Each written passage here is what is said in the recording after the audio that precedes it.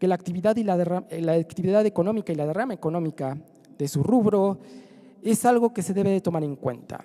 Muy bien, tomémosla en cuenta.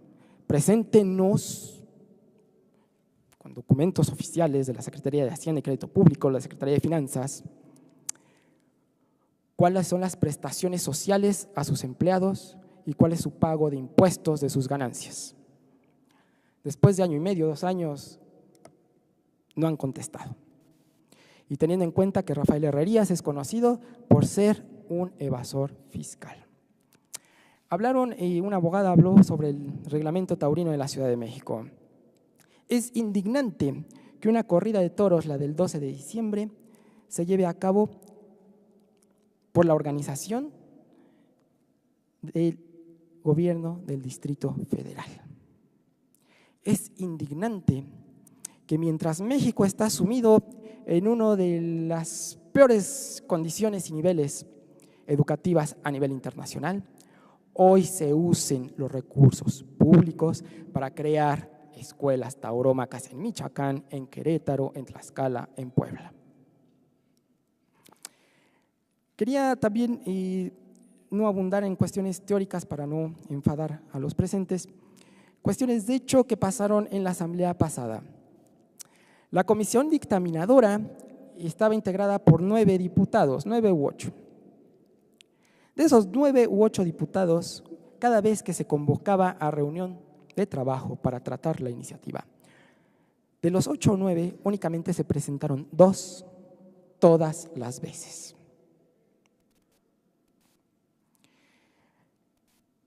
Esto nos habla del ánimo volitivo de las autoridades. Enhorabuena, muchas felicidades a la nueva legislatura que está tomando la voz de los ciudadanos, no tanto de las ONGs. Hay que tener cuidado con las ONGs porque se han vuelto en monopolios de veteres, se les dice en latín, de antiguos abrevadores del erario público que ahora están en ONGs y bueno, pretenden monopolizar y acaparar. ¿Alguien tiene alguna inconformidad? Hay que tener mucho cuidado al respecto.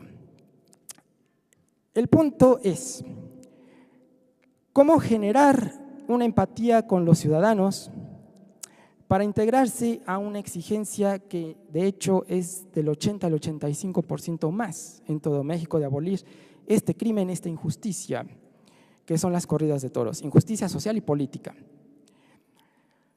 Me llamó mucho la atención una proyección y cuando yo llegué de un grupo de personas que traen un cartoncito blanco con un logo de toro y un signo de no en rojo, exigiendo la abolición de las corridas de toros.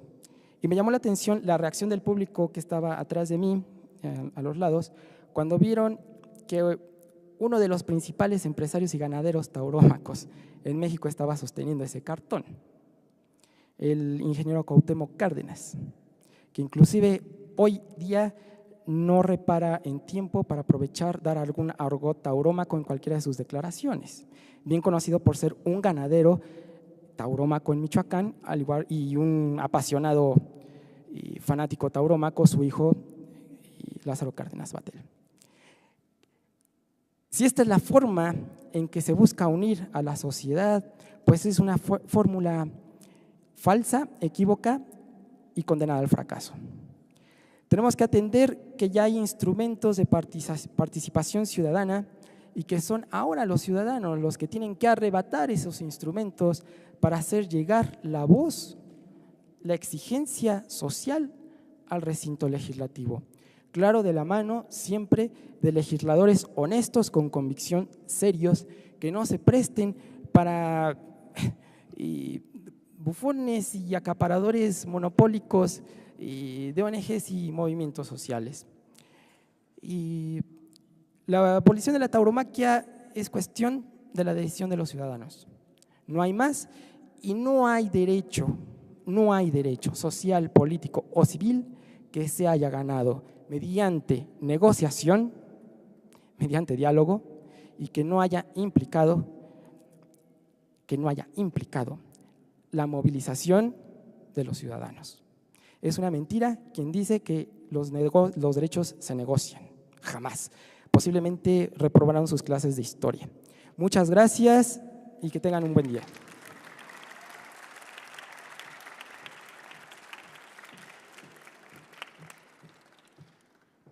Pues ahora va Carlos de la Cruz, de Protectora de Animales, México.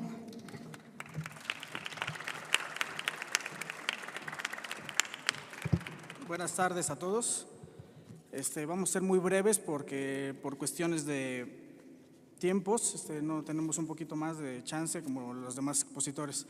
A lo largo de estos 2 años que hemos trabajado con artistas, que hemos trabajado en diferentes situaciones artísticas, lo único que les quiero es dar unas pequeñas premisas para poderlas pensar y poder después aplicarlas en alguna, no sé, algún pleito, alguna discusión con algún taurino. Es la parte de ni arte ni cultura. El grito de arte ni cultura, este grito de guerra utilizado en la constante lucha para acabar con esta bárbara y loca acción, es el inicio de un tema muy complejo que nos ayuda a entender y desacreditar aquel punto de vista de los pocos que tienen los afines a la tortura y asesinato de seres vivos. Si nos dirigimos en un momento a ver lo que la Real Academia define, como ya lo habían mencionado en las primeras, el resultado de arte nos da virtud, disposición y habilidad para hacer algo, manifestación de la actividad humana mediante la cual expresa una visión personal y desinteresada que interpreta lo real o imaginado con recursos plásticos, lingüísticos o sonoros, conjunto de conceptos y reglas necesarias para hacer bien algo. Ahora bien, si tomamos los significados de la manera más literal, resulta que la primera definición nos dice que podría ser cualquier hecho común y corriente, como caminar, hablar, alzar un brazo o incluso bostezar.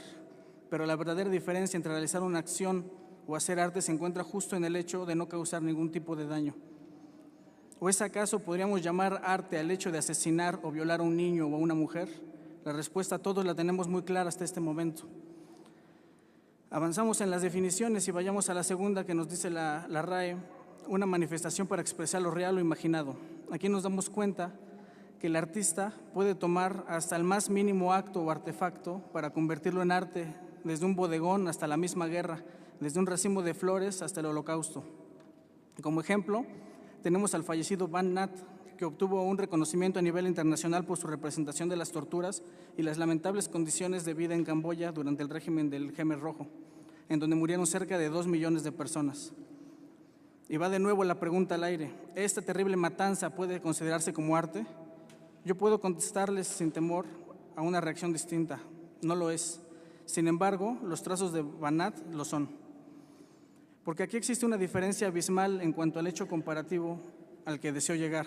El pintor Van Nat plasmó un acto que ocurría muy a pesar de él no lo generó ni lo creó. Muy al contrario, buscó la manera de mostrar al mundo, a través de su pintura, aquella cruel y dolorosa realidad en un mundo humano, que el humano mató, secuestró y torturó al mismo humano con fines egoístas. Su pintura eran los ojos de un mundo que debía cambiar. Otro ejemplo claro es el tan mencionado Pablo Picasso, quien tomó como inspiración en más de una ocasión a su esposa Olga, a la que sometía, golpeaba y después arrastraba por el suelo para pintarla. ¿Esta acción también es arte? La pregunta, ¿lo es? Y de serlo desde su raíz, entonces, ¿por qué el maltrato hacia las mujeres es penado con cárcel? No debemos confundir los conceptos. El arte en una pintura son sus trazos, sus colores, la armonía, no la víctima que se está pintando. El arte en una canción son sus acordes, la voz melodiosa y no la sangre saliendo del cuerpo de quien la interpreta. Moldear una escena tauricida en barro para después usarla de molde en un fundido perfecto de metal necesita de las manos de un artista. Sin embargo, ¿cómo llamar al momento en que la carne de un ser vivo se siente, que respira, se va desprendiendo de un cuerpo para que unos cuantos lo disfruten y otros tantos obtengan ganancias económicas? ¿Queremos hacer arte para mostrar la perfección y hermosura de un animal? Hagámoslo, pintemos, escribamos sobre él, hagamos música para él, pero no nos escudemos diciendo que asesinarlo es un acto artístico. Como conclusión, no podemos dejar que un motivo como el decir las corridas de toros son arte sea considerado como una defensa, porque la misma premisa se contrapone con su concepto más puro y es utilizado. Y si es utilizado, sería bueno que sea válido de manera uniforme, que también aplique en casos como el cine gore, donde sus expresiones existe la modalidad de grabar asesinatos en extremo violentos de personas, explosiones de cabeza, desmembramientos, con un uso excelente de iluminación y musicalización. Seamos justos para poder recibir esa misma justicia. Y además, para finalizar, un pequeño pensamiento del señor Leonardo da Vinci, un artista de talla internacional, histórica, inmensa, que dice: verdaderamente, el hombre es el rey de los animales, pues su brutalidad supera la de estos. Muchas gracias.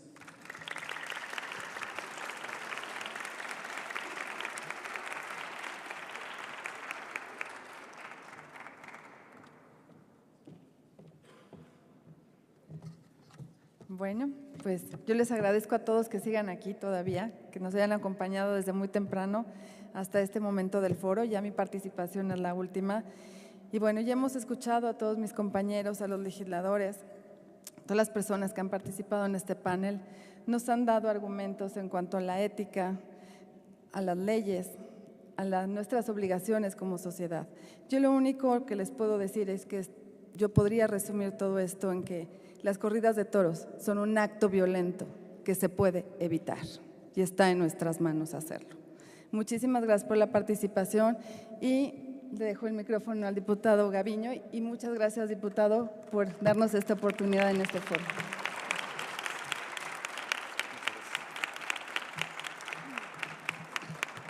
Pues amigas, amigos, invitados, creo que esta lucha bien vale la pena. Creo que cada quien, decía alguien, que cada quien cumpla con su responsabilidad y la patria estará salvada. Creo, sí, con firmeza, esta lucha no es una lucha fácil, porque no es lo mismo ser defensor de los animales, por ejemplo, en donde pues sacamos por unanimidad la reforma penal. No hubo ningún partido, ningún diputado siquiera que nos cambiara una coma. Dicho sea de paso, no quedó tan bien la ley porque se hizo al vapor, habría que haberla revisado mejor. Pero no hay nadie que se oponga cuando decimos eso, o cuando decimos que somos defensores de los derechos humanos. Pues poca gente con razón puede levantarse y decir vamos a ser defensores o no seamos defensores de los derechos humanos. Pero cuando hablamos de defender a los toros, cuando hablamos de abolir la práctica del toreo, entonces los problemas se nos vienen encima, los intereses se nos vienen encima. Y ha venido muchos intereses.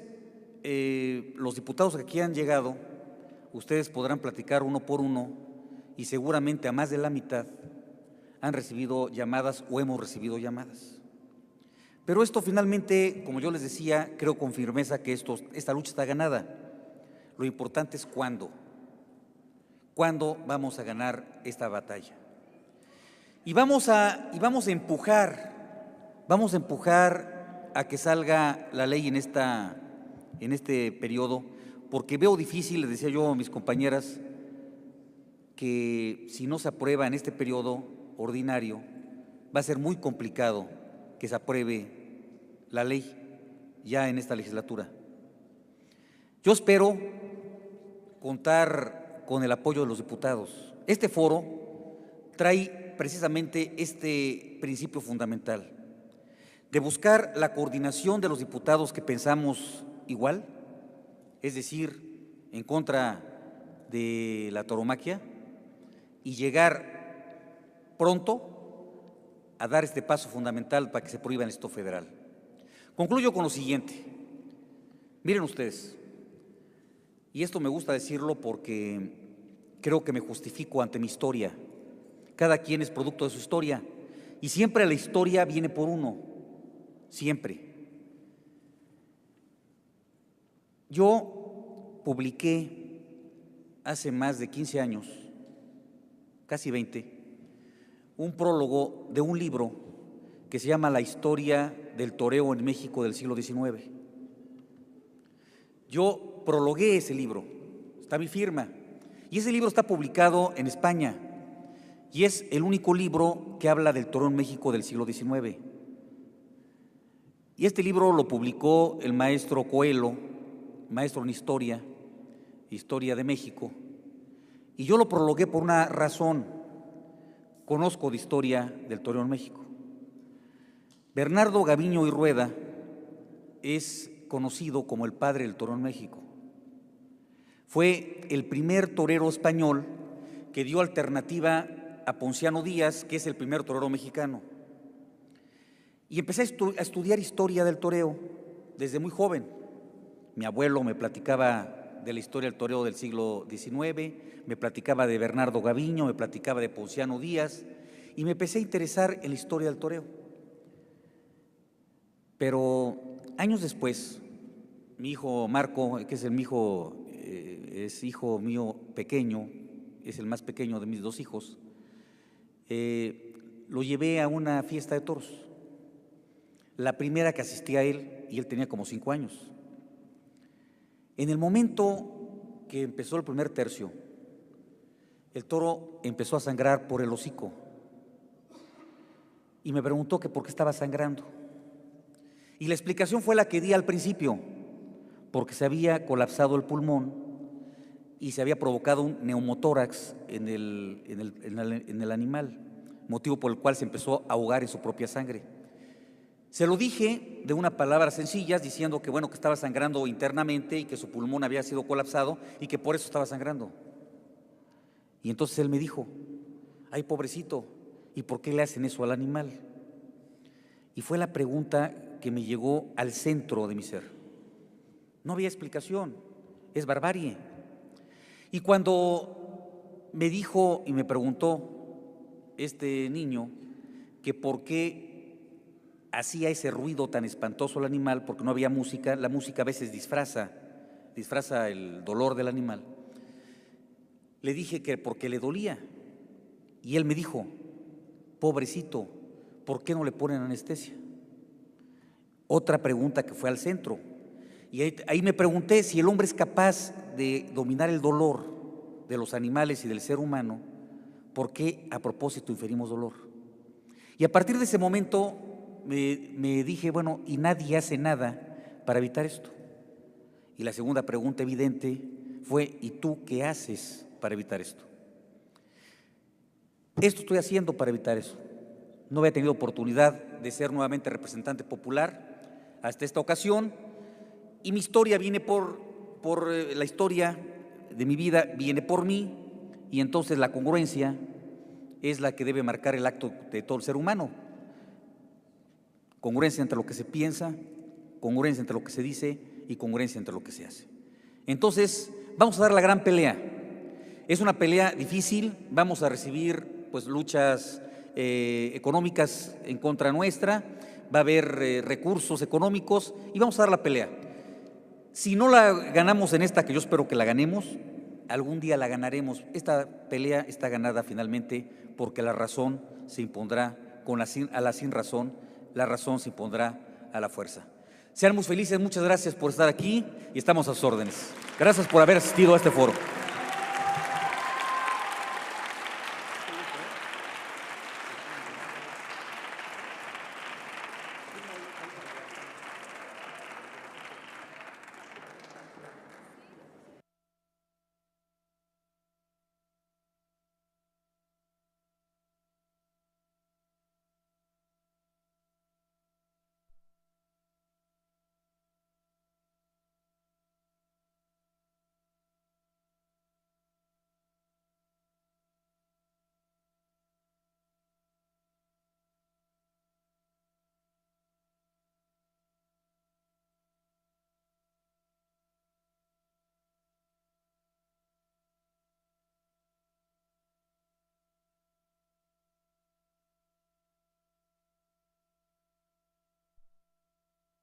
Diputados, 9 u 8. De esos 9 u 8 diputados, cada vez que se convocaba a reunión de trabajo para tratar la iniciativa, de los 8 o 9 únicamente se presentaron 2 todas las veces.